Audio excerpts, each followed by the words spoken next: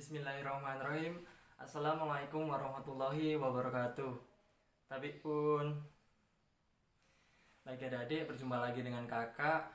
Di video ini kita melanjutkan materi tentang teorema Pythagoras. Di video sebelumnya kita sudah membahas tentang kebenaran teorema Pythagoras dan menentukan segitiga dengan teorema Pythagoras. Nah, sebelum adik-adik menyaksikan video belajar ini, silahkan persiapkan alatnya seperti oret-oretan dan juga peralatan belajar lainnya, mungkin snack atau apa-apa. Tapi karena ini puasa, jadi makan snacknya setelah berbuka ya. Baik adik-adik, sebelum kakak menyampaikan materi, marilah kita berdoa agar di bulan Ramadan ini kegiatan yang kita lakukan sehari-hari mendapatkan keberkahan. Berdoa mulai.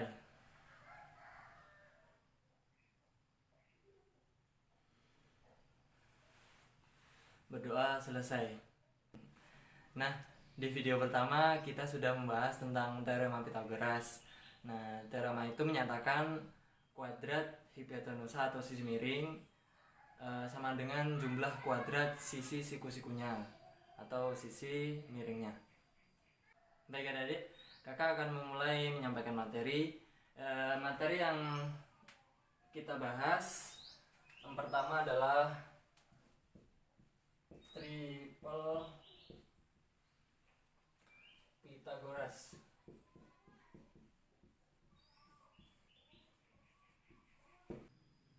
Baik, jadi apa itu triple Pythagoras? Yaitu kumpulan 3 bilangan bulat positif yang memenuhi syarat. Yang pertama, kuadrat salah satu bilangan sama dengan jumlah kuadrat 2 bilangan lainnya. Syarat yang kedua, 3 buah bilangan A, B, dan C, di mana A, B, dan C bilangan asli. Dan C ini adalah merupakan bilangan terbesar. Terus syarat yang ketiga, memenuhi hubungan C kuadrat sama dengan A kuadrat plus B kuadrat, atau A kuadrat sama dengan C kuadrat min B kuadrat, atau B kuadrat sama dengan C kuadrat min A kuadrat.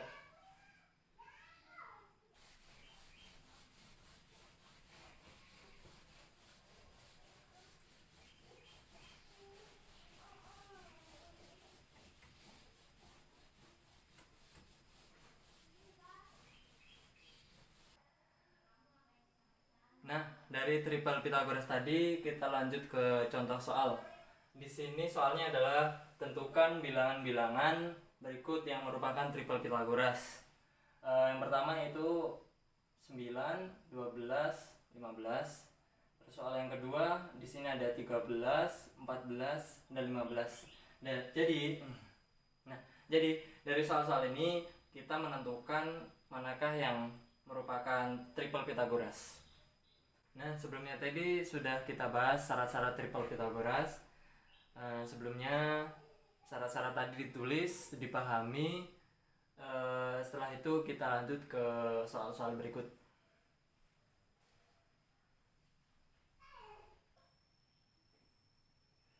Baik adik-adik, selanjutnya kita bahas soal ini. Yang pertama, soal nomor 1. Di sini soal nomor 1 ada bilangan 9, 12, dan 15. Nah, dari syarat-syarat tadi, syarat-syarat triple Pythagoras, 15 ini kan bilangan terbesar. Berarti di sini kita misalkan C.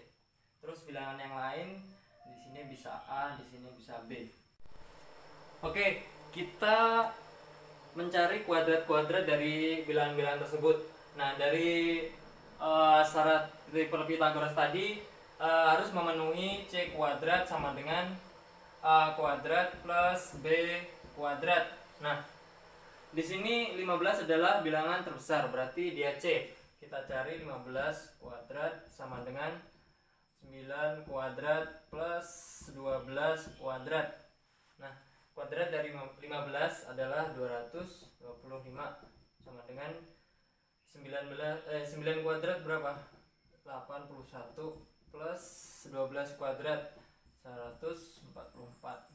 Nah, lalunya kita tambahkan 225. Di sini hasilnya 225. Nah, setelah itu kita ke contoh soal yang kedua. Di sini ada bilangan 13, 14 dan 15. Maka di sini C ini yang terbesar berarti 15 tetap. Di sini bisa A juga, bisa A, bisa B, di sini bisa A. Kita cari kuadrat-kuadrat dari bilangan tersebut. Nah, di sini harus memenuhi C kuadrat sama dengan A kuadrat plus B kuadrat. Kita masukkan C nya adalah 15 kuadrat, A nya tadi 13 dikuadratkan, plus B nya 14. Nah, 15 kuadrat berapa? 225 sama dengan 13 kuadrat berapa? 169. Terus 14 kuadrat 196. Nah, setelah itu kita jumlahkan. Di sini hasilnya 5 berapa? 7 6 3 365. Jadi dari dua soal ini yang merupakan triple Pythagoras adalah bilangan 9, 12 dan 15. Dan soal nomor 2 di sini tidak sama.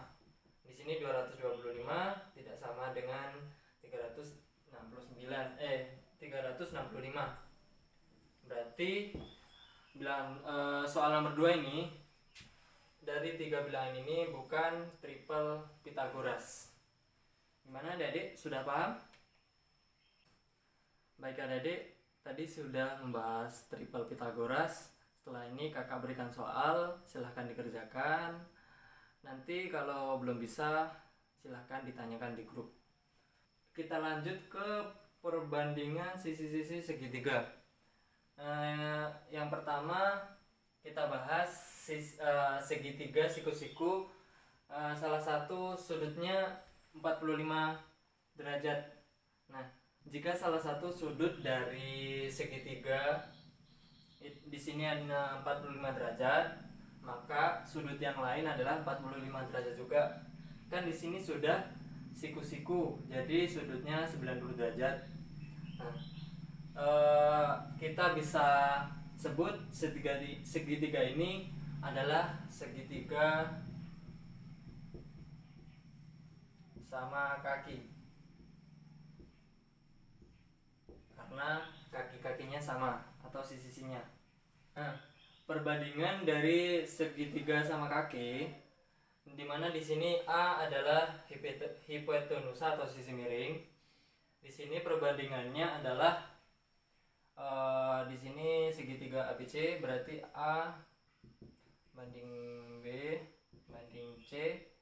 Nah, sama dengan perbandingannya akar 2 banding 1 banding 1.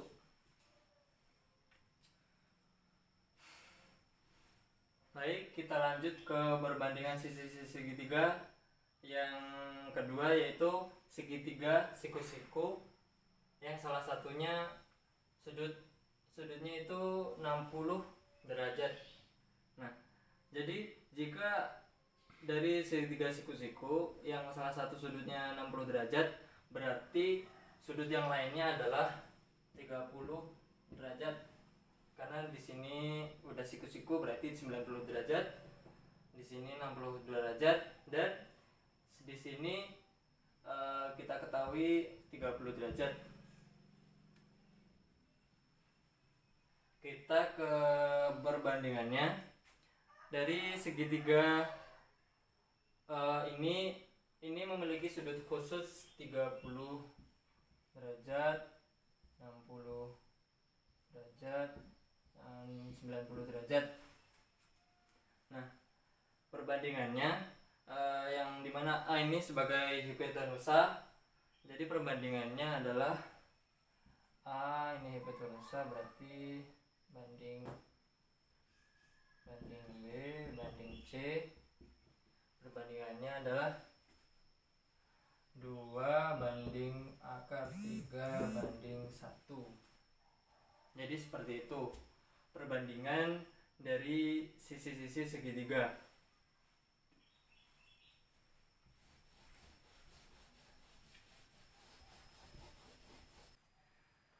Baik adik-adik, setelah kita memahami materi perbandingan sisi-sisi segitiga, kita lanjut ke contoh soal berikut. Nah, di sini ada segitiga ABC, siku-siku di A. Nah, di sini untuk mencari itu tentukan panjang sisi yang belum diketahui pada segitiga. Nah, di sini sisi AB sudah diketahui yaitu 12 cm. Nah, di sini yang diketahui adalah sudut C yaitu 45 derajat. Nah, setelah kita mengetahui perbandingan segitiga yang kemarin, jadi dari segitiga ini di sini sudutnya adalah 45 derajat. Jadi dari perbandingan kemarin dapat kita ketahui segitiga ini adalah segitiga sama kaki.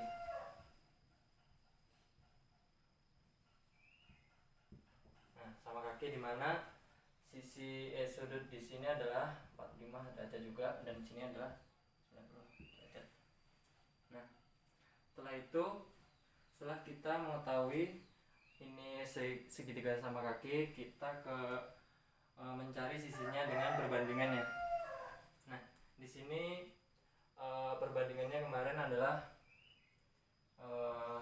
AB banding AC banding BC, yaitu AB-nya yaitu 1, perbandingannya kemarin ya. Terus AC-nya 1, kemudian yang BC adalah akar 2. Nah, kita mencari AC AB banding AC. Karena di sini yang diketahui adalah AB, maka kita gunakan AB sebagai perbandingan. Di sini AB banding AC untuk mencari panjang AC. Di sini perbandingannya adalah 1/1. Jadi dapat kita ketahui di sini AB-nya 12, maka AC-nya juga 12 cm. Nah, selanjutnya kita mencari panjang sisi BC. Nah, BC di sini dapat kita perbandingan dari AB. Nah, misalnya AB di sini kita perbandingkan dengan BC, di mana AB adalah 1 dan BC-nya adalah akar 2. Nah, jadi panjang dari sisi BC adalah 12, karena di sini 2, jadi 12 kali 2 atau 12 akar 2. Nah, jadi dapat kita ketahui panjang BC dari sisi segitiga siku ini ada 12 akar 2. Jadi dari materi perbandingan dapat kita cari soal-soal seperti ini dengan perbandingan yang telah kita ketahui. Selanjutnya ke contoh soal yang kedua. Di sini juga sama, tentukan panjang sisi-sisi yang belum diketahui pada segitiga. Nah, di sini segitiga ABC di mana sudutnya adalah 30 derajat dan panjang sisi AC di sini adalah 5 cm. Nah, dari perbandingan kemarin yang kita ketahui, perbandingannya adalah AB banding AC banding BC, dimana perbandingannya adalah akar 3 banding 1/2. Nah, kita mencari panjang dari AB. Nah, mencari AB kita bandingkan dengan sisi AC. Di sini AB banding AC. Di sini perbandingannya berapa? AB dengan AC. Berarti akar 3 banding 1. Jadi, untuk mencari AB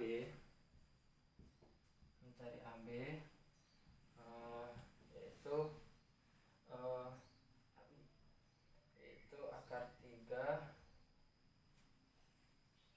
dikali 5. Di sini 5. Berarti kita ketahui panjang sisi AB adalah 5 akar 3.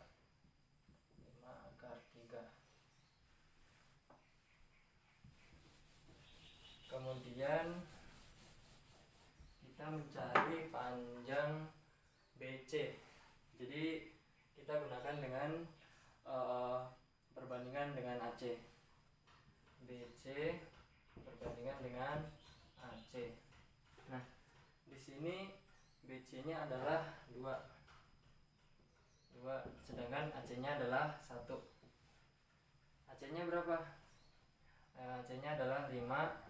Kita kalikan dengan 2, maka hasilnya adalah 10 cm. Jadi dapat kita ketahui panjang dari BC adalah 10 cm.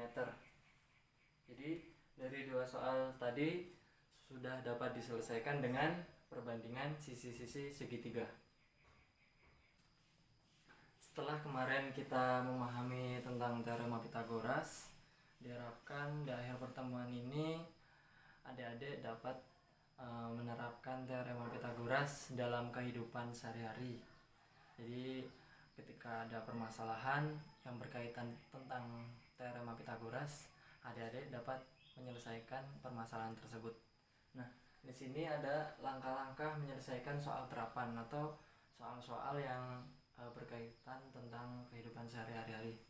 Di sini adalah langkah yang pertama adalah buat sketsa. Jadi ketika ada permasalahan, ilustrasikan dan buatlah sketsa dari permasalahan tersebut.